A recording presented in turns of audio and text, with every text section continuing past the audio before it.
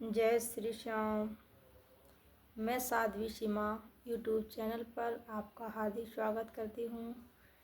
अगर मेरा वीडियो अच्छा लगे तो लाइक और सब्सक्राइब ज़रूर करें।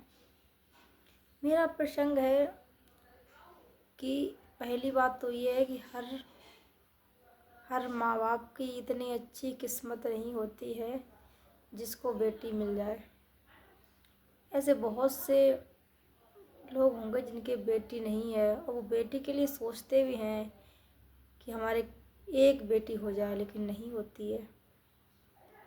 ये भी कुछ पूर्व जन्म के अच्छे कर्म होते हैं। जब जिस घर में लक्ष्मी का आगमन होता है, बेटी का आगमन होता है, इसलिए किसी भी बेटी का अपमान ना करें, किसी की निंदा ना करें और अपने घर में आई बहू को भी सम्मान के साथ रखें।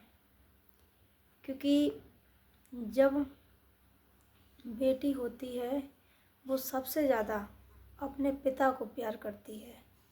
इतना माँ को प्यार नहीं करती जितना पिता को प्यार करती है। आपने देखा होगा, खाना खाएगी तो पिता के साथ खाएगी। अगर माँ बाप में अगर आपस में अनबन हो जाए तो पक्ष पापा की ही लेगी, पिता की पक्ष बजाएगी पुत्री। पुत्र अपने पिता के कभी गले नहीं लगते, बहुत कम होंगे जो गले लगते होंगे, लेकिन पुत्री हमेशा अपने पिता के गले लगती है। जब विदा होती है तो माँ तो रोती है, फिर चुप हो जाती है, लेकिन सबसे ज़्यादा पिता रोता है। और पिता एक दिन नहीं रोता है, पिता जिंदगी भर रोता है।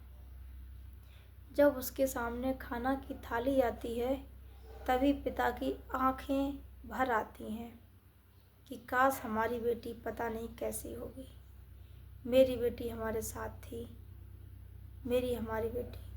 हमेशा पिता अपना दुख व्यक्त नहीं कर पाता है, हमेशा घुट घुट के रहता है। इसीलिए कृपा करके अगर आप बारात में जाएं या कहीं रिश्तेदारी में जाएं, कभी ये ना बोलें कि हाँ लड़की की शादी थी, खाना अच्छा नहीं बना था। लड़की का बाप कितने दिन से सोचता होगा कि हमारा सम्मान रहे, हमारी मान रहे। हमेशा रात रात में सोता नहीं है पिता, तब जाके वो दावत करता है। कितना भी गरीब हो, कितना भी अमीर हो, लेकिन पिता की कोई भी बराबरी नहीं कर सकता। ना आज तक किसी ने कर पाई है और ना आगे भी कोई कर पाएगा। इसलिए सबसे हाथ जोड़ के विनती है हमारी कि कृपा करके पुत्री का अपमान ना करें। हमेशा उन्हें राजाओं की तरह पालें, एक रानी की तरह पालें। मतलब राजाओं जैसे पालें उसको। यहाँ जैसे राजा लोग अपनी बेटी को पालते थे, ऐसे एक बाप पालता है। अपन खुद दुख सह लेता है, लेकिन अपनी बेटी को दुख में नहीं डालता।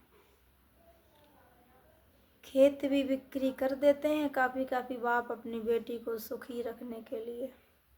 क्या वो भी एक पिता होते हैं? इसलिए कृपा करके आपके घर में कोई भी बहू हो तो आप उसका अनादर ना करें, दहेज के लिए उसे पीड़ित ना करें।